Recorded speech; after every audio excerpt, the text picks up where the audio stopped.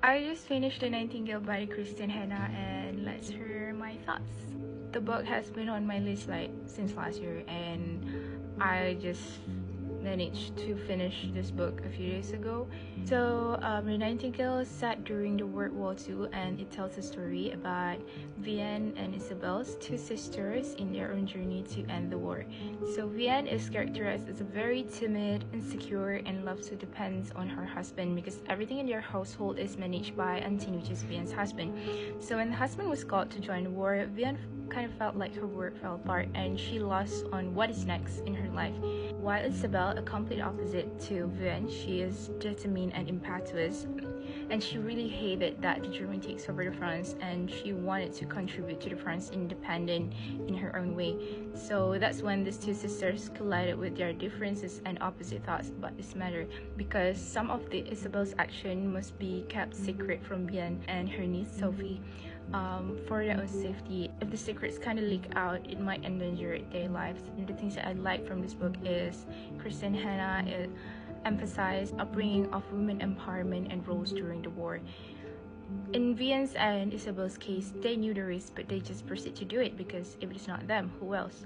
Vianne's with her action to save the kids from German military and from the child labor. And for Isabel, she helps American and British soldiers and airmen get out from the France and go back to their hometown. Somehow, maybe their action is just small, but it's kind of like leaves a huge impact towards France's future. You can also see this perspective of people who are still living the war because people are either dying or dead around them. So how they get the courage, how they are surviving to be alive despite their loved one are no longer there. And we also can see the relationship of the siblings as Vianne and Isabel's. At first, they have quite a dispute on their differences, but towards the end they kind of reconcile and solve all the misunderstandings between them. And I think at the end of the book, some of the parts really breaks me apart.